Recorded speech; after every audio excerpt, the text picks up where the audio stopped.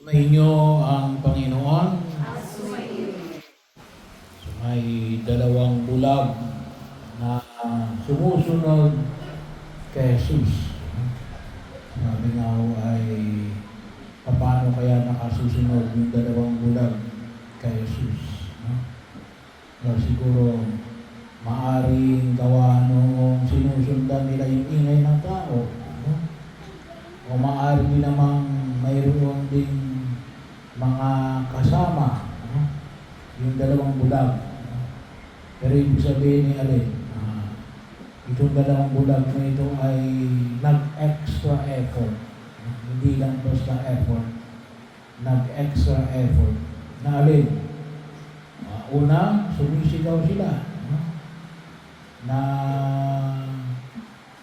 bahagi ho. Sumusunod at sumisigaw sila. Para Alin? Para mapansin sila ni Jesus. At ang sinisigaw nila, kung tutuusin na Alin, ay may kabahagi ng pananalig. Kasi ang kanilang ipinapahayag ay Alin, anak ni David, mahabag po kayo sa amin. Bakit may pananalig yun? Kasi yung pong title na anak ni David, para sa mga Hudyo, malalim yun. Kumikilala yung sarili, pagkilala na ito ang Mesiyas. Kaya, pero, tinanong pa rin sila ni Jesus tungkol sa kanilang pananampalataya. Bahagi ho, kayo ba'y naniniwala na magagawa ko ito? Bahagi ho yun, confirmation yun ng kanilang pananalig kay Jesus bilang Mesiyas, bilang siyang tagapagligtas nila na hinihintay ng bayan Israel. Una, bahagi ho ng ating pagkilay para sa araw na ito'y Alin, tayo ay lumapit kay Jesus upang tayo ay makakita na maalis yung ating pagkabulag. Hindi naman tayo physically blind. May mga mata tayo, nakakakita yung ating mga mata, maliwanag, kagaman may ilang bulag. Hindi ko lang alam dito sa pangil kung ilang ba tayo ng mga kapatid na bulag at kung ilang. Pero bahagi ho na kung saan makita ho natin na hindi lang pagkabulag sa pisikal na katatayuan, ngunit rin yung bulag sa mga bagay tungkol sa daigdig na ito. O bulag sa kaisipan. O maaaring kung tawagin natin ay nagbulag-bulagan. Dalawang bagay. Bulag at nagbubulag-bulagan. Yung spiritual na pagkabulag, sabi na natin bilang bulag, ay Alin? Maaaring gawa ng walang kaalaman o maling kaalaman. Bahagi yung lalo-lalo na ngayong panahon na ito, na napakalawak ng kung tawagin nga natin ay highways of information. Meron tayong radyo, TV, internet. So, bahagi yun na kung saan ay makita natin na pwedeng tayo ay magkaroon ng ibang kaisipan o walang kaalaman. Ngayong panahon na ito, it's not more on wala kang alam. Ngunit maaari yung alam mo ay hindi tama. Hindi lamang no information, misinformation. It's not only kung tawagin natin ay ignorance. Ngunit Alin, maling ideolohiya. Kung minsan ang nakikita natin. Ngayon, napakalawak. Sabi nga ngayon, pwede ka ngayon mag-DIY eh. No? Anood ka lang ng YouTube. No? Tawag na ng iba alin. YouTube University. No? So, marami tayong pwedeng makita at maaaring ibang mga pamantayan ng pagkilos. No? Sabi ko nga, ay gusto na lang halimbawa, no?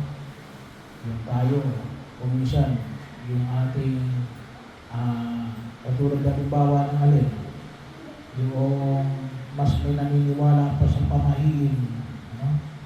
Hindi kaya ay yung iba ay alin, kapag may sakit, nagpapagaling sa mga spiritista at mga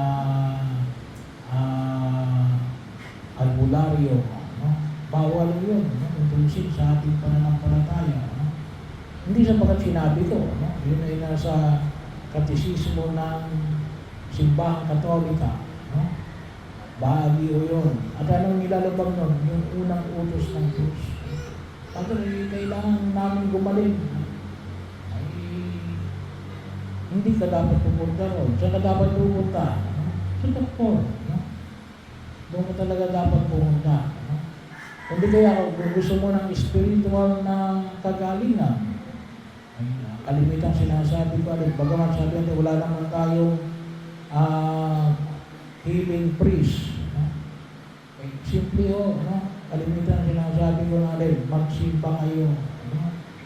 Magsimba kayo. At tumanggap kayo ng komunyon. No? So, bahagi. Provided, of course, na rin, kayo ay nasa grasya ng Diyos. No? Kung may hadlang, ay hindi mo umpisan. No? Pero huwag tatanggap ng wala sa grasya ng Diyos. Bakit? No? Kasi bahagi yun ng ating paniniwala. No? Sabi nga natin, bago tayo magkomunyon, sinasabi ng pari na rin, ito ang kordero ng Diyos na nag-aalis ng mga kasalanan ng sanlibutan, mapapalad ang mga inaanyayahan sa kanyang piling. Anong sinasabi natin? Panginoon, hindi ako karapat-dapat na magpatuloy sa iyo. Ngunit sa isang salita mo lamang ay gagaling na ako. Bahagi na yun ng ating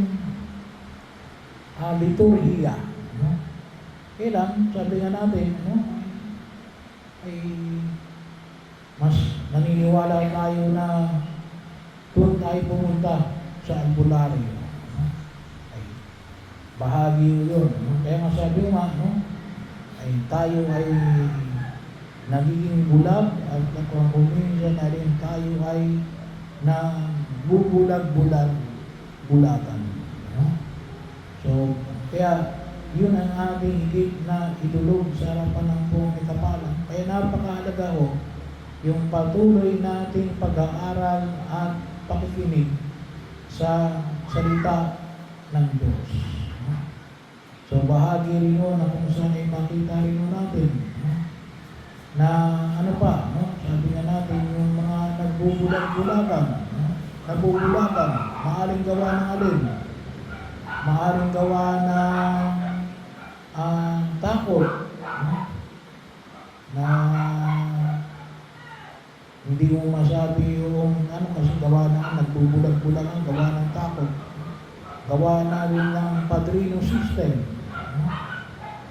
Kita ho natin, itong usapin nga ho natin sa korupsyon. Marami mga nagbulag-bulagan dyan. Ay alam naman kaya lang bakit hindi. Kasi nga, pagkakataon na kung saan ay mawawalan ka ng trabaho.